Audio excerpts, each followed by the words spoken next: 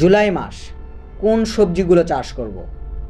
আপনার আগাম যেগুলো সবজি চাষ করার কথা ভাবছেন, আপনি ভেবে পাচ্ছেন না কোনটা চাষ করলে আপনি আগাম সবজি থেকে ভালো টাকা আর্ন করতে পারবেন, এমন সবজি আপনি কিন্তু নির্বাচন করতে পারছেন না।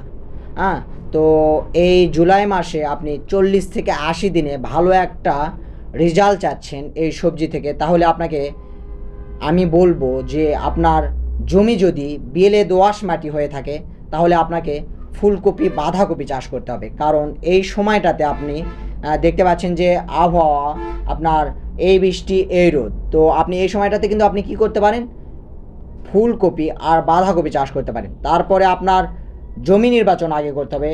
আপনি যদি জমি নির্বাচনে ভুল করেন তাহলে আপনি কিন্তু এই জুলাই মাসে যে সবজিগুলো চাষ করবেন আপনি পুরোটাই লস করবেন।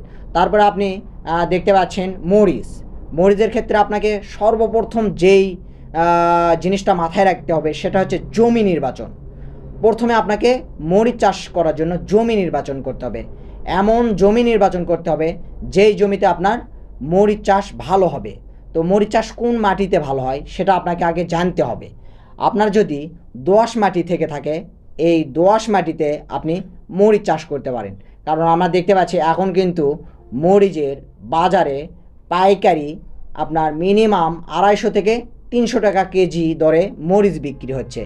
তারপরে আপনার দোআঁশ মাটিতে আরেকটা আপনি চাষ করতে পারেন, সেটা হচ্ছে বেগুন কিন্তু আপনার এখন বেগুনের মন যাচ্ছে আপনার 2800 থেকে 3000 টাকা মন। তো বেগুনও কিন্তু আপনি চাষ করতে পারেন এই দোআঁশ মাটিতে। তারপরে আপনি আসুন হচ্ছে সবথেকে বেশি ইনভেস্ট এবং হচ্ছে আপনার বেশি টাকা আর্ন করতে পারবেন, সেটা হচ্ছে আপনার টমেটো। তো এই জুলাই মাসে কোন টমেটো আপনি চাষ করবেন সেটা আপনি ভেবে